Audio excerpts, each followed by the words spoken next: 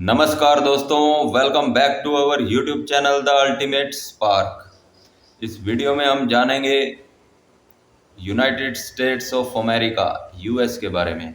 आज की डेट में पूरे वर्ल्ड के अंदर यूएस इकलौता सुपर पावर है, महाशक्ति है।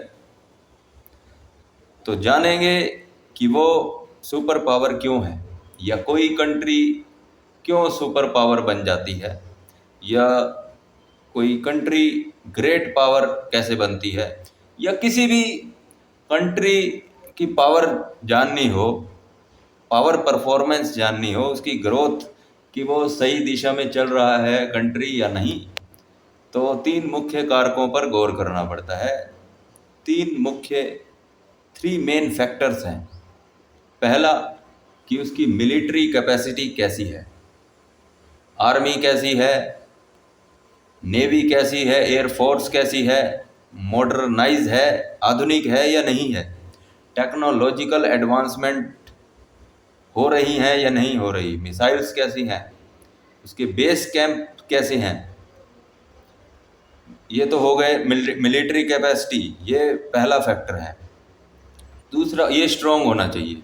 दूसरा फैक्टर है कि इतनी बड़ी आर्मी को संभालने के लिए क्या चाहिए होता है, धन, पैसा।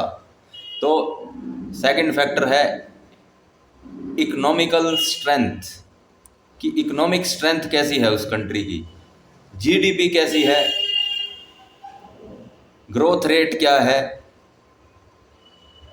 प्रोडक्शन कैसी है, उसका प्राइमरी सेक्टर जो है एग्रीकल्चरल रिसोर्सेज, माइनिंग, खदानें, उसके रिसोर्सेज कैसे हैं, और क्या उन रिसोर्सेज का वो कंट्री इस्तेमाल कर पा रहा है या नहीं कर पा रहा है, क्या उन रिसोर्सेज को वो उद्योग में, मैन्युफैक्चरिंग में कन्वर्ट कर पा रहा है, फाइनल गुड्स में कन्वर्ट कर पा रहा है, अपने जो उसकी पॉपुलेशन है उसको वो उनकी नीड्स को पूरा कर पा रहा है अपने बलबूते या नहीं, या वो बाहर से इंपोर्ट कर रहा है।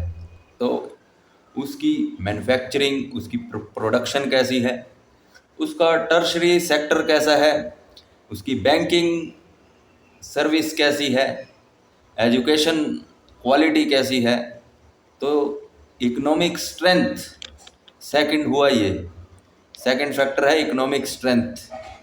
देन थर्ड फैक्टर है पॉलिटिकल स्टेबिलिटी, कि उस देश की जो राजनीतिक व्यवस्था है क्या वो स्टेबल है या नहीं है। राजनीतिक व्यवस्था उलट पुलट तो नहीं है, उथल पुथल तो नहीं है, या वो स्टेबल है, स्थिर है। क्योंकि आर्मी को संभालने के लिए, इकोनॉमी, किसी भी कंट्री की इकोनॉमी को देखने के लिए, उनकी पॉलिसीज़ को देखने के लिए बहुत ज़रूरी है कि वहाँ राजनीतिक जो व्यवस्था है वो बड़ी, वहाँ स्थिरता हो, ताकि जो पॉलिसीज़ हैं वो सही से इम्प्लीमेंट हो सके, नीतियां हैं वो सही से लागू हो सकें। इसलिए पॉलिटिकल स्टेबिलिटी, राजनीतिक स्थिरता होना बहुत ज़रूरी है। ठीक है। तो क्या है कि जब पॉलिटिकल इंस्टेबिलिटी आती है, पॉलिटिकल इंस्टेबिलिटी कब आती है, अस्थिरता कब आती है, जब गठबंधन की सरकारें बनती हैं। और जैसे 5 साल का कार्यकाल होता है एक सरकार का, और जब कोई सरकार अपना 5 साल का कार्यकाल भी पूरा नहीं कर पाती, और कभी 13 दिन की सरकार बन के सरकार गिर जाती है, कभी 11 महीने की, 13 महीने की सरकार बनकर सरकार गिर जाती है, कभी 2-2.5 साल चलने के बाद सरकारें गिर जाती हैं।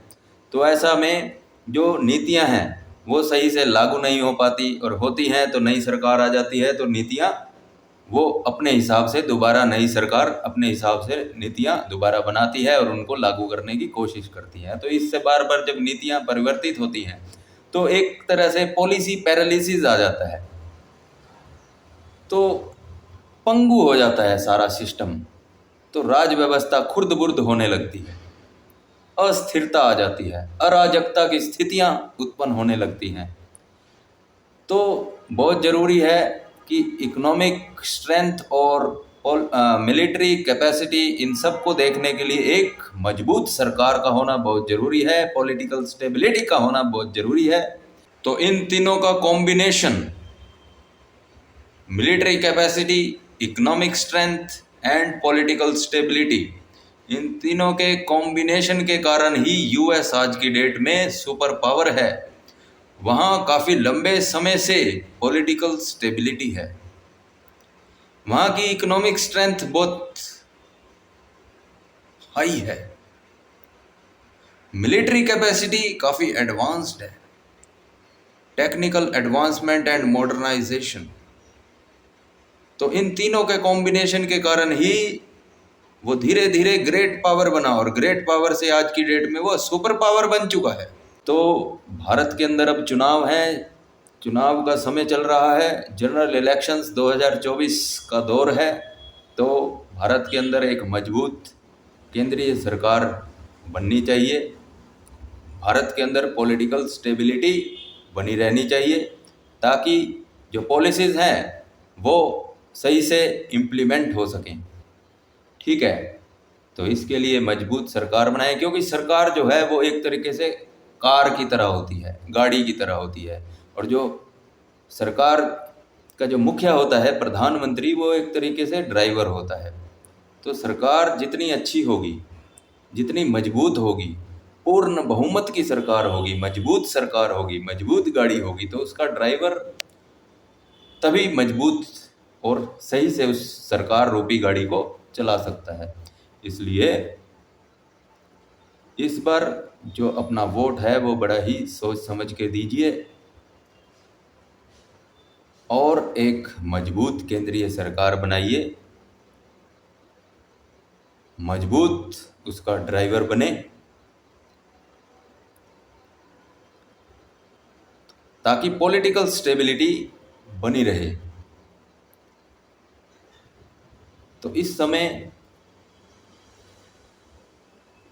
नरेंद्र मोदी की मजबूत सरकार बननी चाहिए, ताकि पॉलिटिकल स्टेबिलिटी बनी रहे, इकोनॉमिक स्ट्रेंथ भी बनी रहे, और मिलिट्री कैपेसिटी भी बरकरार रहे। तो अब की बार 400 पार। धन्यवाद।